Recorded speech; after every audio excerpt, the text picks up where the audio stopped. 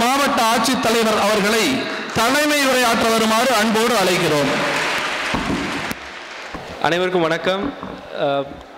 மேடையில் அமர்ந்திருக்கும் பெரியோர்கள், சான்றோர்கள் மற்றும் வந்திருக்கக்கூடிய தாய்மார்கள், குழந்தைகள், பெற்றோர்கள், ஆசிரியர்கள் அனைவருக்கும் என்னுடைய மாலை வணக்கம். யூஸ்வலி ஸ்கூல் ஃபங்க்ஷன்ஸ்னால் நான் இந்த மாதிரி ஸ்கூல் ஸ்போர்ட்ஸ் டே, ஆனுவல் டேலாம் போக மாட்டேன், யூஸ்வலி அவாய்ட் பண்ணிடுவேன். பட் ரெகுலராக அசம்பிளியில் போய் பார்த்து பிள்ளைங்களோட பேசுவேன். யூஸ்வலி கவர்மெண்ட் ஸ்கூல்ஸ் நிறைய போவேன், ப்ரைவேட் ஸ்கூல்ஸ் கொஞ்சம் ரெஸ்ட்ரிக்ட் பண்ணிக்குவேன். போகிறத யோசிப்போம், அந்த ப்ரைவேட் இன்ஸ்டிடியூஷனோட ஓனர் எப்படி, அவங்களுடைய எண்ணம் எப்படி இருக்குது, நம்ம போய் அதை வச்சு எதுவும் கேபிட்டலைஸ் பண்ணுவாங்க, அதனால் நம்ம யூஸ்வலாக அவாய்ட் பண்ணுவோம். பட் கவர்மெண்ட் ஸ்கூல்ஸ் ரொம்ப ரெகுலராக போவோம். பட் என்னை Nagore modern matric higher secondary school கூப்பிட்டோன்னே பிரின்சிபல் வந்து தான் இன்வைட் பண்ணாங்க. But I was very happy and I wanted to be a part of this event for various reasons. நிறைய கல்ச்சுரல் ப்ரோக்ராம்லாம் நடத்த சொல்லி கேட்பேன். அண்ட் நாகூர் மாடர்ன் ஸ்கூல் எப்பயுமே ரொம்ப டிஃப்ரெண்ட்டாக ஒவ்வொரு கல்ச்சுரல் ஈவெண்ட்டும் in some way it will be, அதுக்கு நான் அப்சர்வ் பண்ணதை சொல்கிறேன். ஏன்னா கடைசியில் எப்பயுமே ஒரு பேனர் கொண்டு வந்து நிற்பாங்க பின்னாடி. ஸோ அப்படி தான் இந்த நாகூர் மாடர்ன்றது எனக்கு பதிஞ்சுது. ஸோ ரொம்பவே டிஃப்ரெண்ட்டாகவும் ஒரு நல்ல ப்ராப்ஸ்லேருந்து எல்லாத்தையும் ப்ராப்பராக யூஸ் பண்ணி நிறைய எஃபர்ட் எடுத்து பண்ணதை நான் ரொம்பவே அப்ரிஷியேட் பண்ணேன். இன்ஃபேக்ட் நாளைக்கும் பண்ணுறாங்கன்னு நினைக்கிறேன் republic day. So keep up your good work. Secondly, usually school programs and காலேஜஸ்க்கு ஈவெண்ட் மாதிரி இல்லாமல் சும்மா போய் பார்க்குறதுக்கு காரணம், இந்த எதிர்காலமே இந்த குட்டி குட்டி பசங்க தான் எதிர்காலமே. இவர் சொன்னார் எல்லோரும் பேசக்கூடாதுன்னு, பசங்களாம் பேசுவாங்க, வேறு வழி இல்லை. அதை பேசுகிறத போர் அடிக்காமல் பேசுகிறது தான் முக்கியத்துவம், இல்லாட்டி பசங்க கேட்க மாட்டாங்க. சின்ன வயசில் இதே மாதிரி தான் நானும் உட்காந்துருந்துருக்கேன். இந்த ஸ்போர்ட்ஸ் டே எனக்குலாம் அலர்ஜி. ஸ்போர்ட்ஸ் எனக்கு விளையாடவே வராது. ஒன்லி படிப்புன்னு சின்ன வயசுலேருந்து படிப்புலேயே ஊறி வளர்த்தாங்க எங்கள் வீட்டில். ஓட தெரியாது, குதிச்சதில்லை, எதுவுமே இல்லை. பட் ஆனால் ஒரு ஸ்போர்ட்ஸ் டேக்கு தான் நிறைய நான் ஈவெண்ட்ஸ்க்கு போயிருக்கேன் சீஃப் கெஸ்ட்டாகவும். சின்ன வயசுலேருந்து இந்த விளையாட்டுக்கு கொஞ்சம் முக்கியத்துவம் எல்லாருமே கொடுக்கணும். இந்த சென்ஸ் படிப்போட உடல் நலம் அப்படின்றது ரொம்ப ரொம்ப அவசியம். எவ்வளோ பெரிய பதவிகள் நீங்கள் அச்சீவ் பண்ணாலும் உடலில் நலம் சரியில்லை, ஒரு சின்ன தலைவலி காய்ச்சல்னா கூட எந்த பணியாக இருந்தாலும் செய்ய முடியாது. அதுக்கேற்ற மாதிரி ஃபிட்டாக உங்கள் பாடியை வச்சுக்கணும். அதுக்கு இந்த sports and games and also team workmanship எல்லாம் டெவலப் பண்ணுறது ரொம்ப யூஸ்ஃபுல்லாக இருக்கும். ஸோ அதனால் பசங்க இந்த மாதிரி விஷயங்கள் கூப்பிட்டு என்னையும் வந்து I really felt happy to be a part of today's event and then share some events about sports with you. But சின்ன பிள்ளைங்கிட்ட எப்பயுமே நான் ஒரு 5 விஷயத்த சொல்லுவேன், எல்லா ஸ்கூல்லையும் சொல்லுவேன். பெட்ரோல், எஸ்பெஷலி பெட்ரோல் நிறைய பேர் இருக்கீங்க, அதனால் என்னோட கடமை அது இருக்குது. ஒரு கலெக்டர்னால் வந்து சும்மா வந்து போரிங்காகவும் பேசலாம், இல்லாட்டி அட்வைஸ் நிறைய கொடுக்கலாம். பட் அட் தி எண்ட் அதோட கடமை. ஒரு கலெக்டர்ன்றது வந்து ஒரு டிஸ்ட்ரிக்டுடைய ஹெட்டாக இருக்கும் பொழுது சும்மா எப்பயுமே ரொம்ப ஃபன்னாகவும் இல்லாட்டி ரொம்ப சந்தோஷமாகவும் காமெடி பண்ணிகிட்டே பேசிட்டுலாம் இருக்க முடியாது. There are certain things. சின்ன பசங்க இந்த வயசுலேருந்தே வளரும் பொழுது சில விஷயங்களை அவங்க உள்வாங்க வேண்டும், இந்த வயசுலேருந்தே உள்வாங்க வேண்டும். அதற்கு பெற்றோருக்கு முக்கியமான பங்கு இருக்குது. நான் நிறைய இடத்துக்கு போகும்போது எல்லாமே குறைகள் சொல்லுவது, இப்போது காலம் மாறிக்கிட்டே இருக்குது. நான் படித்த ஒரு 15-20 ஆண்டுகளுக்கு முன்னாடி படித்து வந்ததுக்கும் இன்றைக்கு இருக்க காலத்தில் 15 ஆண்டுகள் எவ்வளோ மாற்றம் ஏற்பட்டிருக்குன்னு பார்க்கும்பொழுது நிறைய மாற்றங்கள். இது காரணம் வந்து சோஷியல் மீடியா, ப்ரெஸ், இது நம்ம நியூஸ் நிறையா பார்க்குறது, படங்கள் நிறையா பார்க்குறோம், நிறைய டிவி சீரியல்ஸ் பார்க்குறோம், நிறைய எக்ஸ்போஷர் குழந்தைங்க நிறைய பார்க்குறாங்க. இதுக்கு காரணம் பெற்றோர்களும் தான். ஸோ பார்த்தோன்னே நிறைய விஷயங்கள் பார்க்க அவங்க மைண்டே வேறு மாதிரி மாறுறதுக்கான ஒரு வாய்ப்பு இன்றைய காலத்தில் இருக்குது.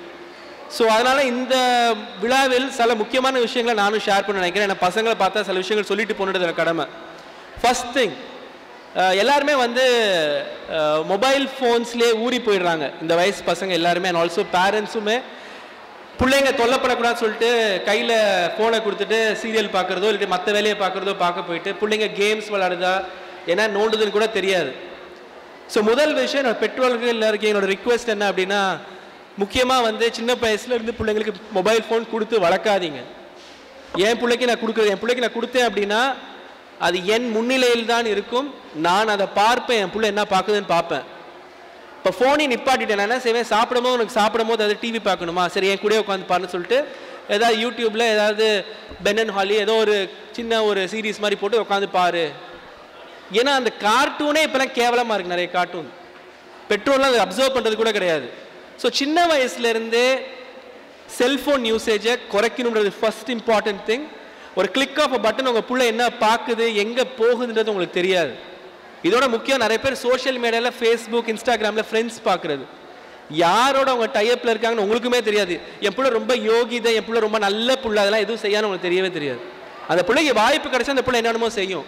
அந்த வாய்ப்பை உருவாக்க கூடாது, அது பெற்றோருடைய கடமை. ஸோ முதல் விஷயம், ஃபோன் யூசேஜை கொஞ்சம் தயவு செய்து குறைங்க. இதெல்லாம் பேசுறதுக்கு காரணம் என்ன அப்படின்னா, ஆஸ் எ கலெக்டர் எனக்கு நிறைய கம்ப்ளைண்ட்ஸ், நிறைய இஷ்யூஸ் என்கிட்ட நேரடியாக வரும் பொழுது இதெல்லாமே இதை சார்ந்து இதை தொடர்போடு தான் நிறையா வருது. Mobile phone abuse, mobile phone அப்யூஸோட அப்படியே செக்ஷுவல் அப்யூஸ். சின்ன வயசுலேயே குழந்தைங்களுக்கு கவன சிதறல் அதிகமாக இருக்குது. செல்ஃபோனால், நிறைய யூடியூப் சேனல்ஸ், நிறைய சோஷியல் மீடியா பார்க்குறதுனால. சோஷியல் மீடியாவில் ஒருத்தரோட ஃப்ரெண்ட் ஆகிறாங்க, அந்த ஃப்ரெண்டு எப்படிப்பட்ட ஃப்ரெண்டுன்னு தெரியாது. வாட்ஸ்அப்பில் ஃப்ரெண்ட்ஸில் இஷ்டத்துக்கு சேட் பண்ணுறாங்க, அந்த ஃப்ரெண்டில் யாருன்னு நம்மளுக்கு தெரியவே தெரியாது. நீங்கள் செய்கிற ஒவ்வொரு விஷயமும் நாளைக்கு உங்களுக்கே பாதகமாக வந்து வாய்க்கும். அதனால் சின்ன வயசில் ஃபோன் யூசேஜை முற்றிலும் தடுக்க வேண்டும். நானும் டாக்டர் படித்தேன், மொபைல் ஃபோன் படித்து டாக்டர் படிக்கல, ஐஏஎஸும் படித்தேன். அந்த டைமில் நான் கம்ப்யூட்டரில் நோண்டிலாம் சத்தியமாக நான் ப்ரிலிமினரி மெயின் எக்ஸாமில் கம்ப்யூட்டரில் நோண்டி பார்த்ததே கிடையாது. செல்ஃபோனை வச்சுக்கிட்டு நான் போய் சர்ஃப் பண்ணதெல்லாம் கிடையாது. இன்டர்வியூ டைமில் தான் நான் யூஸ் பண்ணேன். எல்லாமே வசதி எனக்கும் தான் இருந்துச்சு. பட் புக்கில் இருக்க மெட்டீரியலே மோர் தென் எனஃப் ஃபார் எனி எக்ஸாம். புக்கை தரவாக படித்தாலே எல்லாமே முடிஞ்சு போச்சு. அதை விட்டு நான் அதை தேடுறேன் இதை தேடுறேன்னு சொல்லி குப்பையில் போய் விழுந்து அண்ட் ஃபைனலி அது எங்கே போகிறாங்கன்னு நம்மளுக்கு தெரியாமல் போயிடும். So first thing mobile phone usage. Second thing, இந்த மொபைல் ஃபோன் சார்ந்து இருக்கக்கூடிய தேவையில்லாத ஃப்ரெண்ட்ஷிப் டெவலப் ஆகிறது. அண்ட் நம்மளுக்கே தெரியாமல் ஒரு 9ஆம் வகுப்பு 10ஆம் வகுப்பு 11ஆம் வகுப்பு 12ஆம் வகுப்பு பசங்க படுறக்கூடிய அந்த மாற்றத்தினால் அவங்க தவறான வழியில் போவதற்கான வாய்ப்பு அதிகமாக இருக்குது. அதெல்லாம் பெற்றோர்கள் கண்காணிக்க வேண்டும். பெற்றோர்களுக்கு அது 100க்கு 100 பொறுப்பு இருக்குது. ஒரு புள்ள உருப்படலை அப்படின்னா நான் கண்டிப்பாக பெற்றோரை மட்டுமே சொல்லுவேன். அது ஸ்கூலை குறை சொல்லக்கூடாது, பிள்ளைய குறை சொல்லக்கூடாது. உங்ககிட்ட வீட்டில் புள்ள வருதுன்னா அந்த புள்ள என்ன படிக்குது, அது யாரோட பிள்ளையா, என் பிள்ளையா இருந்தாலும் சரி, அந்த புள்ள உருப்புல நான் தான் காரணமாக இருப்பேன். ஏன்னா நான் அந்த குழந்தைக்கு ஒரு 2-3 மணி நேரம் அந்த குழந்தையோட டைம் ஸ்பெண்ட் பண்ணணும். படின்னு சொல்றது முக்கியம் இல்லை. ஏதாவது கஷ்டம் இருக்கா, ஏதாவது மாற்றம் அந்த பிள்ளைகிட்ட தெரியுதா, ஏன் இப்படி இருக்க, ஏதாவது வேணுமா, அம்மா இருக்கேன் அப்பா இருக்கேன் சொல்லுப்பா அப்படின்னு பேசக்கூடிய ஒரு ரிலேஷன்ஷிப் இல்லை. பயப்படும் குழந்தைங்கள்லாம், அப்பா அடிப்பாங்க அம்மா அடிப்பாங்க, மார்க்கு குறைஞ்சா நாளைக்கு என்ன சொல்லுவாங்கன்னு தெரியல, பொய் சொல்லும்.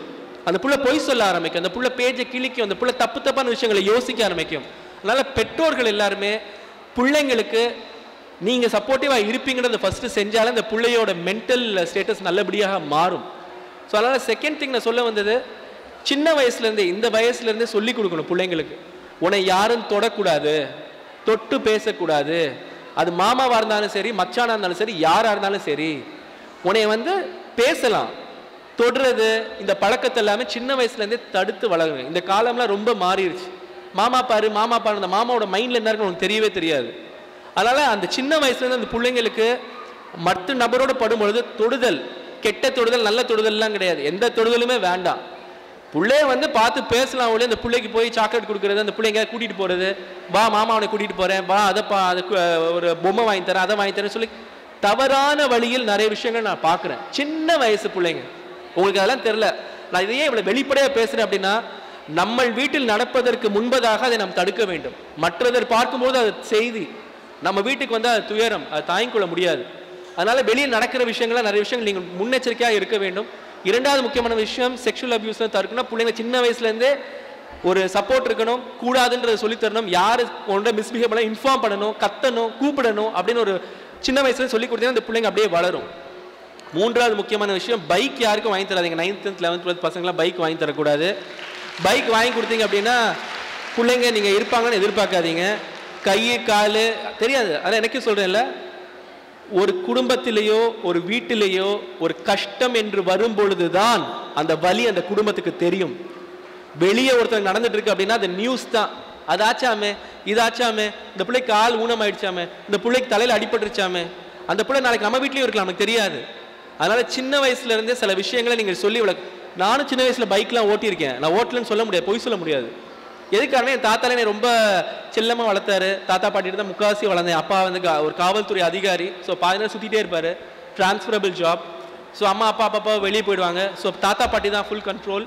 ஸோ எனக்கு தாத்தாலாம் நான் ரொம்ப நல்லா படிக்கிற குழந்தை அந்த வயசில். ஸோ அதனால் படிக்க ஏதாவது ஊக்குவிக்கணும்னு சொல்லி காசு நகை எல்லாம் வள்ளி இறப்பாங்க. மிடில் கிளாஸ் ஃபேமிலி தான். பட் புள்ள நல்லா வளருது, புள்ள வந்து நல்ல பேர் எடுத்துருது, அந்த பிள்ளைக்கு ஏதாவது செய்யணும்னு சொல்லிட்டு ஒரு தடவை 8th ஸ்டாண்டர்ட் முடிச்சு 9th போகும்போதெல்லாம் எல்லாத்துலேயும் ஃபஸ்ட்டு வந்தார். எல்லாத்துக்கும் வந்து ஆனுவல் டே சொன்னாங்க. ஆனுவல் டே எல்லா சர்டிஃபிகேட் நான் தான் வாங்கினேன். ஸோ தாத்தாக்கெலாம் பெருமை, பாட்டிக்கு பெருமை. என்ன செய்யலாம், ஒரு பைக் வாங்கி கொடுக்கலாம். எப்போ 9th ஸ்டாண்டர்டில் டிவிஎஸ் 50 தான், எக்ஸல் சூப்பர். பட் அதுவும் பைக்கு தான். அந்த வயசு நான் சொல்கிறது 20 வருஷம் முன்னாடி. ஸோ அந்த டைம்லலாம் வாங்கி கொடுக்கும்பொழுது அவன் தெரியல. பட் டீச்சர்லாம் ஃபீல்டுக்கு போகும்போது உனக்கு எதுக்கு இது வாங்கி அவசியம், ஏன் வாங்கி கொடுத்தாங்க அப்படின்னு சொல்லி என்னை ரொம்பவே அசிங்கப்படுத்தினாங்க அந்த டீச்சர்.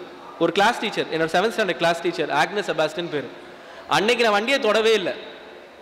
மேபி பெற்றோர் ரொம்ப பேம்பர் பண்ணலாம், அந்த புள்ள நல்லா படிக்குது, நல்லா செய்யுதுன்னு சொல்லி அந்த புள்ளை இன்னும் ஊக்குவிச்சுன்னு பயங்கரமாக அவரும் நினைக்கலாம். பட் அந்த பிள்ளையோட செய்யக்கூடிய வேலை வந்து ஸ்பீடு, கண்ட்ரோல் இருக்காது. த்ரில்லிங்காக இருக்கும் அந்த வயசில் எது செஞ்சாலும். கடைசியில் கை கால் போய் மூளை போய் பிரெயின் டெத் ஆகி சாகணுன்ற அவசியம் எதுக்கு இருக்குது? ஸோ பைக்கை கண்டிப்பாக நீங்கள் அவாய்ட் பண்ணணும். என்ன செல்லம் கொஞ்ச நாளும் பிள்ளைங்களுக்கு டெபாசிட், ஃபிக்ஸ்ட் டெபாசிட்டில் கேஷ் போட்டு கொடுங்க, இல்லாட்டி வேறு ஏதாவது ஒரு நல்ல விஷயத்தில் ஏதாவது இன்வெஸ்ட் பண்ணுங்கள். அதை விட்டுட்டு பொருட்களை வாங்கி கொடுத்து கெடுத்துடாதீங்க. 4வது முக்கியமான விஷயம், நான் முதல் விஷயத்தோட கம்பைன் பண்ணி தான் சொல்கிறேன். சின்ன வயசுலேருந்து பிள்ளைங்களுக்கு தைரியத்தை வளருங்க. ரொம்ப வந்து மென்டலி வீக்காக இருக்காங்க இந்த காலத்து பசங்க, ரொம்ப மென்டலி வீக். ஒரு சின்ன விஷயம்னா நான் போகிறேன், நான் அது பண்ணுறேன், கோச்சிட்டு போய் உட்காந்துக்கிறது, கதவு முடிக்கிறது. இந்த வயசில் அது வராதெல்லாம் படத்தை பார்த்து கற்றுக்குதுங்க பிள்ளைங்க. ஒரு டிஃப்ரெண்ட்டாக பிஹேவ் பண்ணுறது. அண்டு தைரியம் இல்லாமல் பெற்றோருக்கு வந்து அவங்களே மிரட்ட ஆரம்பிச்சிடுறாங்க. ஒரு முக்கியமான விஷயம் ஏன் இதை ஷேர் பண்ணுறேன் அப்படின்னா, சின்ன வயசுலேருந்தா இந்த பசங்களுக்கு தெரியணும், வாழ்வது என்பது கடவுள் கொடுத்த பிராப்தம். அந்த உயிரோ இல்லாட்டி தன்னையோ வருத்திக்கிறது வந்து ஒரு கேவலமான ஒரு விஷயம். இந்த வயசில் சின்ன பிள்ளைங்க எல்லாருமே தன்னை வருத்திக்கிட்டா மற்றவங்க அப்படியே பயந்துருவாங்கன்னு நினைக்கிறாங்க. அதெல்லாம் கிடையவே கிடையாது. உங்கள் எதிர்காலம் உங்கள் கையில் தான் இருக்குது. ஸோ சின்ன வயசுலேருந்தே ரொம்ப தைரியமாக இருக்கணும். தோல்வியெல்லாம் பார்த்தா ரொம்ப சந்தோஷமாக இருக்கணும். அதுக்குன்னு ஃபெயில் ஆக சொல்ல நான் ஒவ்வொரு வருஷம் ஃபெயில் ஆகிட்டே தோல்வின்னு கலெக்டர் சொன்னாருன்றது அது வந்து திமிரு, படிக்காமல் இருக்கிற திமிரு. நான் சொல்கிறது வாழ்க்கையில் சில தோல்விகள்னா சில இழப்பு இருக்கலாம், அப்பா அம்மா தவறி போகலாம், காசு பிரச்சனை, வீட்டில் சாப்பாட்டுக்கே வழி இல்லாமல் இருக்கலாம். இதெல்லாமே கஷ்டங்கள் எல்லார் வீட்லேயுமே நிறைய வீட்டில் இருக்கும். இழப்போ பொருளாதார சீர்கேடோ ஏதோ ஒன்று இருந்தாலும் அந்த பிள்ளைக்கு சின்ன வயசுலேருந்து நீங்கள் ஸ்ட்ராங்காக இரு, இது தள்ளி போகும், நீ உன் வேலையை மட்டும் பாரு, படி, கஷ்டம் எல்லாருக்குமே தான் இருக்குது, இது ஒன்று நீ பண்ணினா ஃப்யூச்சர் நல்லா இருக்கும்னு சொல்லி அந்த சின்ன வயசுலேருந்து அந்த ஊட்டி வளர்க்கணும். ஒன்று தோத்துருச்சுன்னா போச்சுன்னு சொல்லிட்டு அந்த பிள்ளை தான் உயிர் எடுத்துக்கலாம், இல்லாட்டி நான் வந்து எங்கேயாவது ஓடி போகிறேன், இந்த மாதிரி ஒரு பயங்கரமான சிச்சுவேஷன் உருவாகிறதுக்கான காரணம் பெற்றோர் தான். ஏன்னா அங்கே யார்ட்டையும் சொல்ல முடியல. அந்த பிள்ளைக்கு போய் ஒரு எக்ஸாமில் ஃபெயில் ஆகிட்டேன்னு பிள்ளை போய் சொன்னால் அம்மா அடிக்கும், அப்பா திட்டுவார், எப்படி நான் போய் சொல்ல முடியும், அப்போ எப்படி போய் சொல்லலாம் அப்படின்னு அந்த பிள்ளை யோசிக்கும். ஆனால் சின்ன வயசுலேருந்தே படிக்க வேண்டிய, ஊட்ட வேண்டிய பொறுப்பு உங்களுக்கு இருக்குது. நானே என் குழந்தையெல்லாம் வந்து கோவப்படுவேன் படிக்கல அப்படின்னா. ஆனால் அந்த பிள்ளைக்கு புரிஞ்சிருச்சு ஒரு காலத்துக்கு அப்புறம், அப்பா நம்மகிட்ட கேட்டாலே படிக்கணும்னு மட்டும்தான் கேட்குறாரு. ஆனால் அப்பா நம்மளை வெளியே கூட்டிகிட்டு போகிறாரு, அப்பா நமக்கு தேவையானதை வாங்கி தராரு, அப்பா நம்மகிட்ட என்ன கேட்குறாரு, அப்பா படிப்பா. ஸோ அந்த பிள்ளை தானாக என்ன நினைக்கிறதுனா, என்னோட சின்ன பிள்ளைலாம், என்னோட 2வது பொண்ணெல்லாம் இட்டு வந்து புக்கு வச்சிடும் தானே, அப்பா படிக்கலாம்னு சொல்லும்.